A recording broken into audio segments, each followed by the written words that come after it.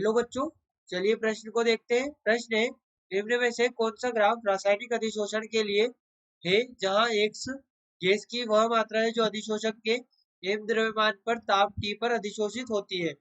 यहाँ पर हमें 4 ग्राफ दिए गए हैं x बटे m और T के बीच में। तो देखिए, बात करें प्रश्न की मुख्य अवधारणा की। मुख्य अवधारणा बच्चों, यहाँ पर हमारे पास में जो रासायनिक अधिशोषण होता है, रासायनिक अधिशोषण इसमें यहाँ पर अधिशोषक और अधिशोष्य के मध्य रासायनिक बंध उपस्थित होते हैं। अधिशोषक और अधिशोष्य के मध्य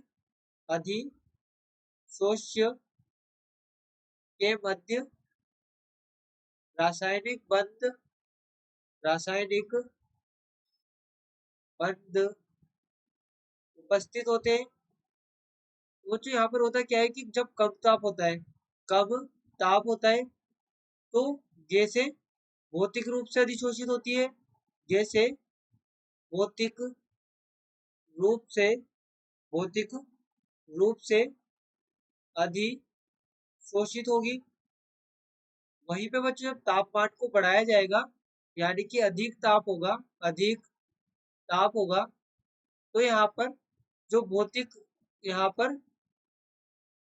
अधिशोषण होगा, भौतिक अधिशोषण ये परिवर्तित हो रहा होगा रासायनिक अधिशोषण में। रासायनिक अधिशोषण में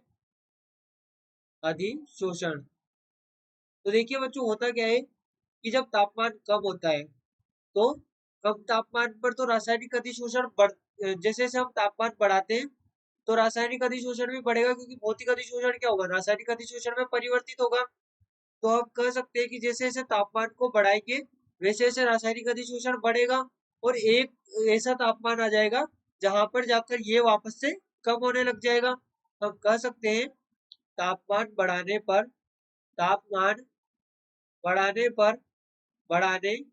पर भौतिक अधिशोषण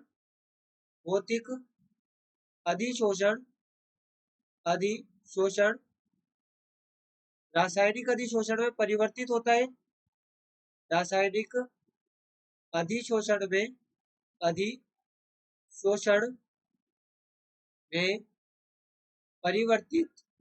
परिवर्तित होता है। इसलिए रासायनिक अधिशोषण बढ़ता है। रासायनिक अधिशोषण बढ़ता है, लेकिन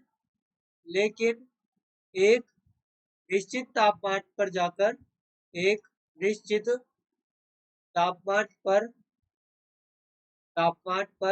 यह घटने लगता है। यानी कि जो रासायनिक अधिशोषण है, ये रासायनिक अधिशोषण तापमान बढ़ाने पर पहले तो बढ़ेगा। तापमान बढ़ाने पर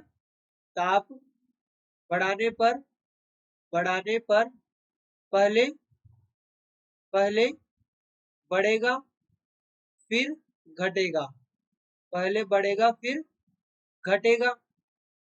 तो देखिए, यहाँ से यदि हम ग्राफ देखें तो ग्राफ में ऐसा ग्राफ हमें देखना है जो कि जिसमें पहले तो अधिशोषण बढ़ रहा हो तापमान बढ़ाने पर, फिर घट रहा हो। तो यहाँ से देखें तो इसमें तो यहाँ पर लगातार घट रहा है तापमान बढ़ाने पर, इसमें पहले घटा फिर बढ़ा। वहीं पे देखिए सी, तो देखिए सी में पहले यहाँ पर बढ़ रहा है और फिर घट रहा है, और यही हम कहते हैं कि यहाँ पर जो रासायनिक अधिशोषण है, यहाँ पर रासायनिक अधिशोषण